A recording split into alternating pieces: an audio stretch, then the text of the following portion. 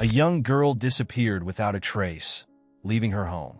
The search quickly became one of the largest operations in U.S. history, with representatives from Washington joining the investigation.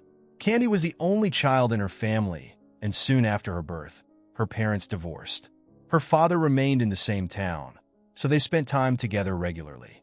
The girl was a typical, sweet child who loved playing outdoors with friends, enjoying nature, and playing with her dog. Candy also dreamed of becoming a member of the Campfire Girls, a popular organization at the time, similar to the Boy Scouts, but exclusively for girls. They taught various useful skills, organized camping trips, and spent time together in a friendly circle. In 1959, when Candy was 9 years old, she finally got the chance to join this organization, which brought her immense joy. One of the mandatory activities for the Campfire Girls was selling mint candies. The organization provided them with boxes of sweets, and the girls had to go door to door, offering them to their neighbors. On Friday, March 6th, Candy was scheduled to do this after school. After returning home, she had dinner, played with her dog, and around 4 p.m., took about 8 boxes of mints and set off. Candy planned to walk through the neighboring streets, offering the treats to residents.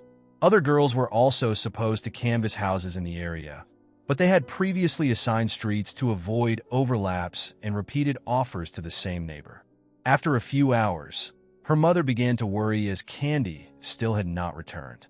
The girl was supposed to be home by 6 p.m., but was clearly delayed. When it got dark, her mother decided to go look for her. Along with Candy's grandfather, they walked the streets of their neighborhood, but the girl was nowhere to be found. Soon, relatives and neighbors joined the search, eager to help.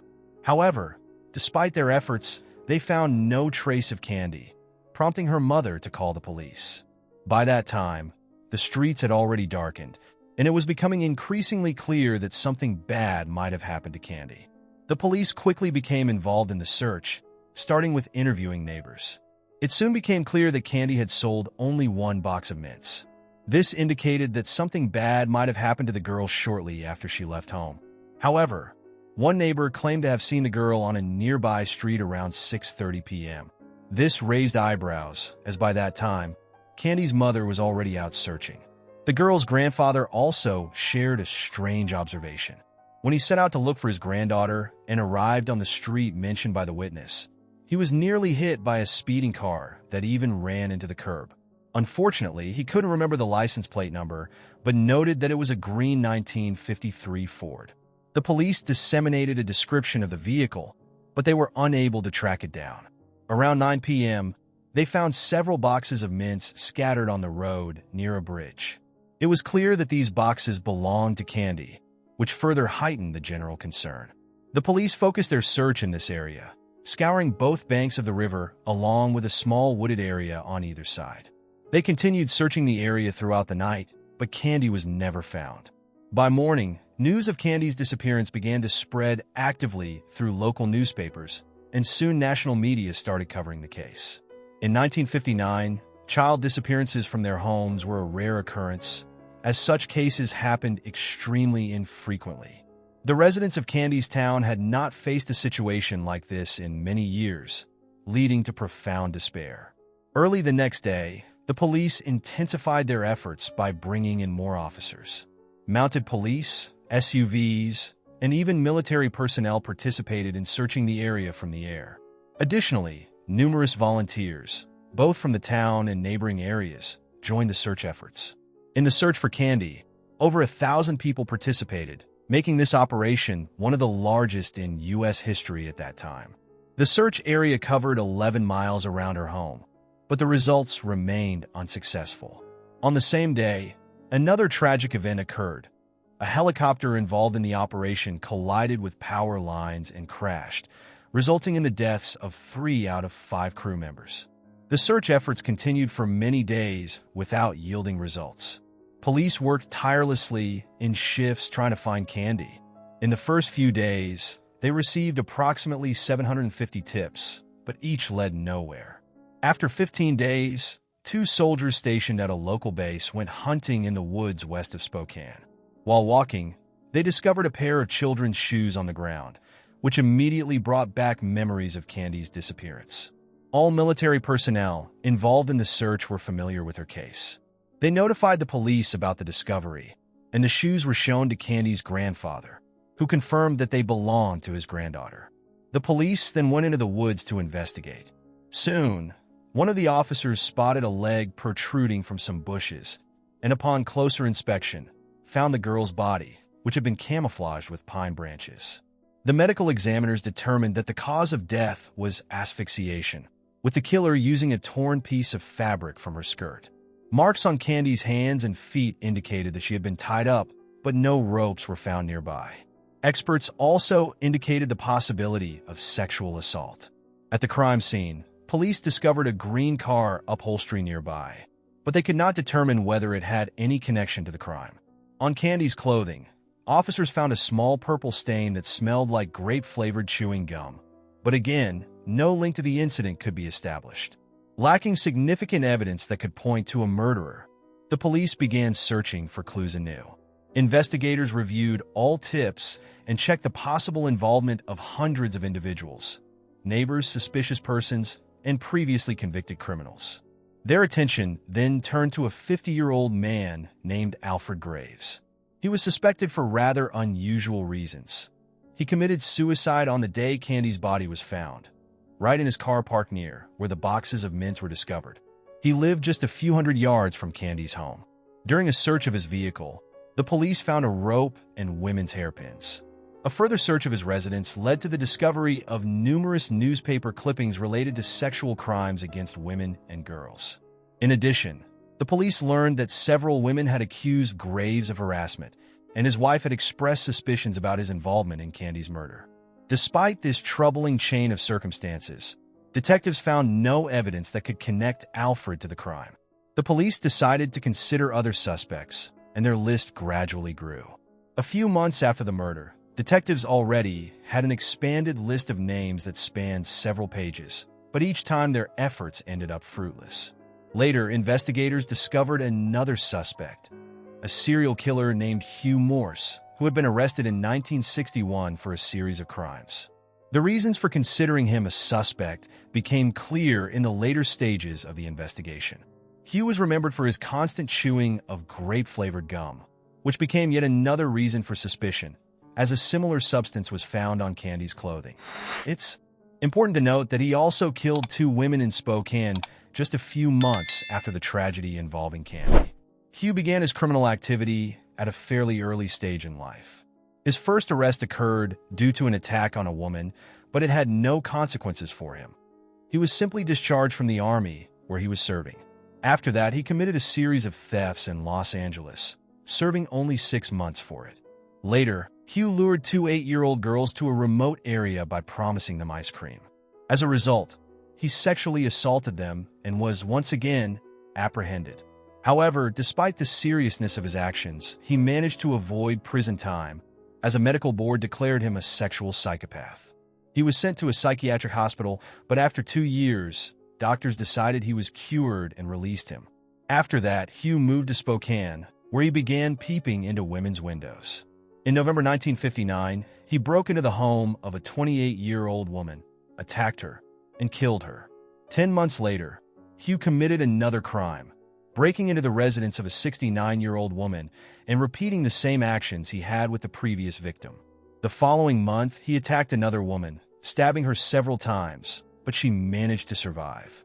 After these crimes, Hugh left the city, and in the following months, he committed numerous other offenses, attacking women and girls, once again using a knife, sexually assaulting them, and killing 2 more of his victims.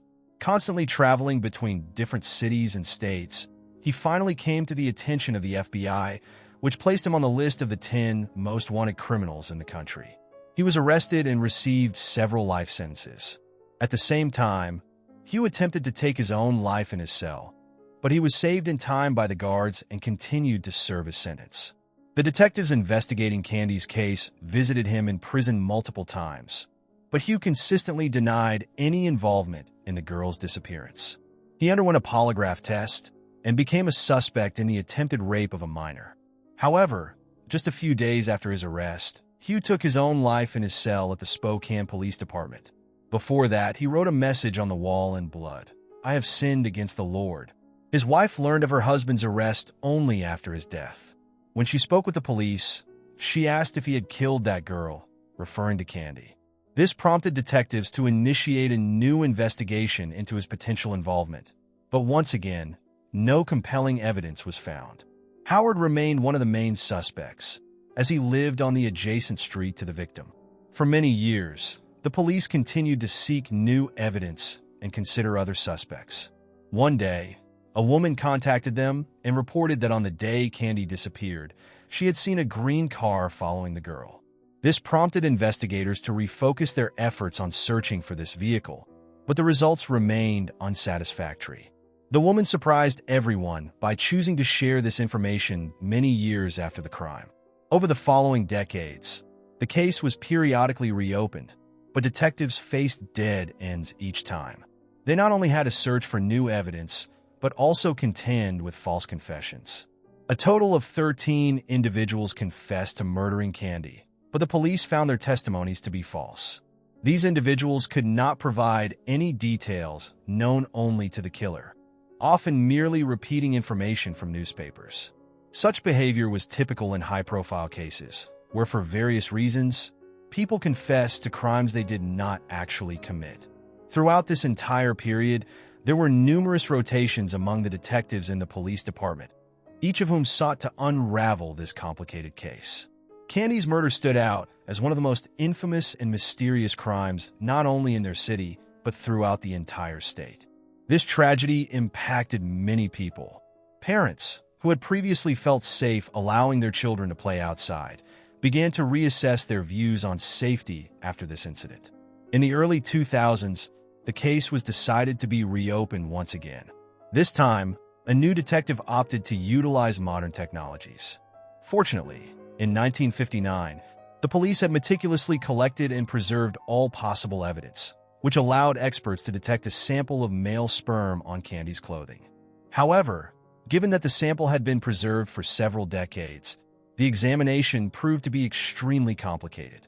Despite numerous efforts, experts were able to isolate a DNA profile. They uploaded it to the FBI database, but unfortunately, no matches were found. Detectives also compared the profile with samples obtained from many suspects, but none of them turned out to be the criminal responsible for Candy's murder. Throughout all these years, there was a belief that Hugh Morris was behind the crime, but the forensic examination indicated that he had no connection to this murder. As a result, the investigation once again came to a standstill. The police had a DNA sample from the individual who committed the sexual assault and murder of Candy, but identifying that person remained a challenging task. The case was reopened again in 2021, and a new detective decided to apply an innovative method of DNA analysis, genetic genealogy. This technology had successfully helped solve hundreds of cold cases, and the detective hoped it would finally yield results in one of the longest investigations. He reached out to several laboratories that specialize in this method, but once again faced failure. To utilize this technique, experts needed to examine the original DNA sample.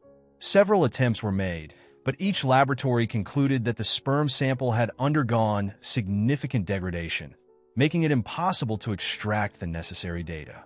The detective contacted the last laboratory, and suddenly, a long-awaited breakthrough occurred. Using modern technologies, the experts were able to successfully analyze the sample, leading to the creation of a profile of the perpetrator. This profile was uploaded to genealogy databases, which initiated a search for distant relatives of the DNA owner. Through careful analysis, researchers narrowed it down to one specific family. After investigating this family, it became clear that the DNA sample likely belonged to one of three brothers. However, a new problem arose. All three were deceased. Nevertheless, experts and detectives discovered that one of the brothers had a daughter, whom the police contacted. The woman was shocked at the possibility that her father could have been the murderer of the little girl, but she readily agreed to help. She provided her own DNA sample, and experts confirmed that she was a close relative of the person whose sperm was found on Candy's clothing. With these results in hand, detectives quickly obtained a court order to exhume her father's grave. Experts extracted a DNA profile from his remains, and 62 years after the murder, the identity of the criminal was finally established. The man was John Hoff.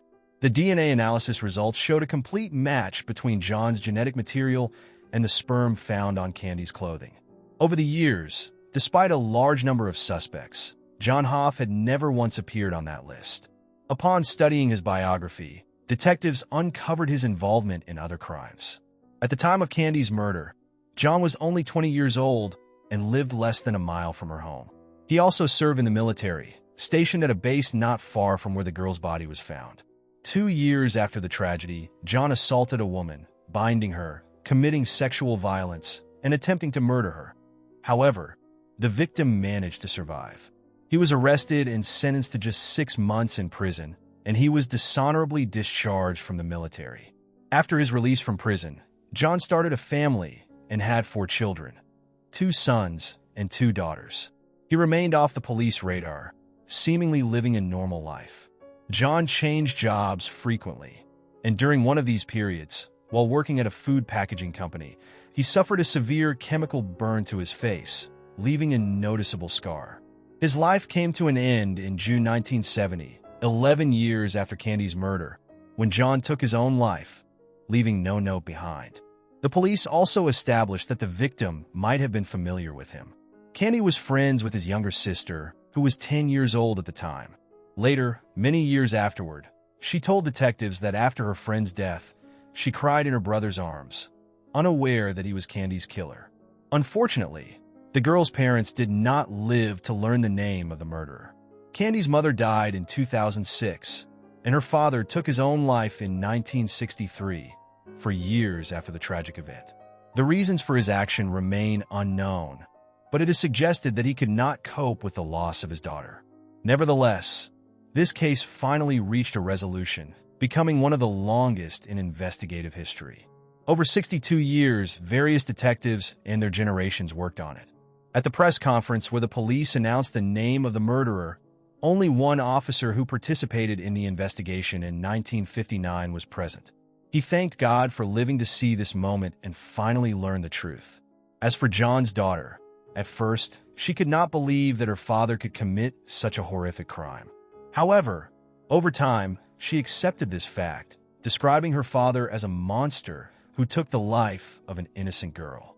She expressed regret that he did not face appropriate consequences for his actions. This tragic story of Candy's murder reminds us of how dark and unpredictable corners of human nature can distort even the simplest and most innocent trust. For decades, many people have sought justice, but cases do not always resolve as one might hope. The story teaches us not to underestimate the importance of vigilance and attentiveness, as even close acquaintances may hide dark secrets. It is also important to remember that true justice can only be achieved over time, even if it arrives with great delay. Dear viewers, if you're interested in detective stories, don't forget to subscribe to my channel, where I uncover even more mysteries and enigmas. Share your thoughts about this story in the comments. I'm eager to hear what you think.